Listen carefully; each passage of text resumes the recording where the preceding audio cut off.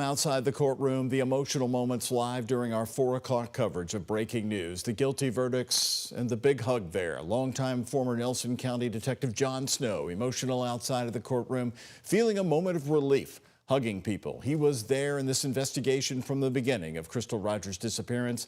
He's finally seeing the first round of justice in this ongoing case. Well, the verdict is in. A jury in Bowling Green taking only 2 hours and 23 minutes to come to their conclusion. Hello, everybody, and thank you for joining us. I'm Doug Proffitt. Steve Lawson at 4 o'clock found guilty for his role in the killing of Crystal Rogers. It's a verdict a decade in the making for the town of Bardstown, Kentucky, and of course, Crystal Rogers' family. And then the recommended sentencing coming in at 5 tonight, 17 years out of a possible max of 25 years. Guilty to conspiracy to commit the murder of Crystal Rogers and tampering with evidence in the case. After 4 days of testimony, the jury believing Lawson helped others plot her murder, and he admitted to helping move her car on the side of the Bluegrass Parkway the day she disappeared.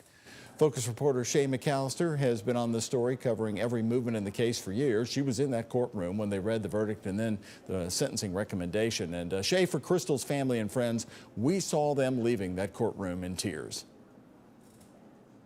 Such an emotional day, Doug, for so many people, including not only the families in this case, but the jurors. Crystal's 21-year-old daughter, who gets married next week, took the stand during the sentencing phase this afternoon, saying her life was forever changed at just 11 years old when her mother was taken away from her. Wiping tears from her eyes, she talked about her wedding next week. Her mother won't be there. Jurors were wiping their eyes right along with her. Of course, this is what the Ballard family was hoping for. They want justice for the murder of Crystal Rogers. Today, just the first step. And all of this comes after Steve Lawson himself took to the witness stand today, trying to convince the jurors that he wasn't part of a plan to kill Crystal. He just agreed to move a car.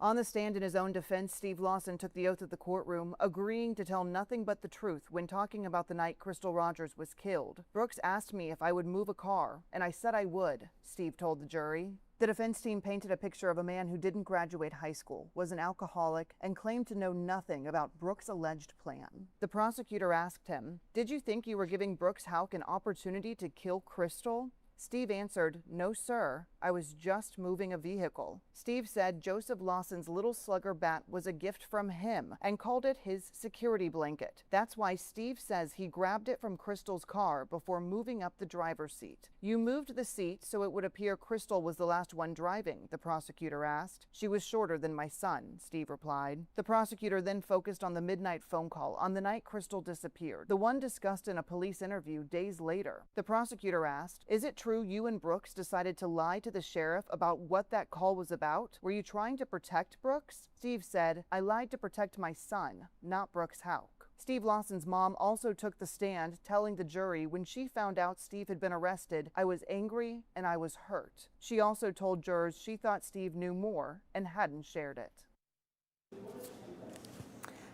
And Doug, there was 15 jurors who sat through the last 4 days of testimony and heard this case. Only 12 of those 15 went back to deliberate. The 3 who were dismissed were given free range to talk to the media if they wanted to. I ran downstairs and asked all 3 of them. One of them agreed to talk to me, telling me that he truly had not made up his mind just yet. He wanted to hear from the rest of the jurors before he decided exactly what was happening. I also asked him if he planned to follow along and see what happened next month when Brooks Houck is in trial in this very courthouse.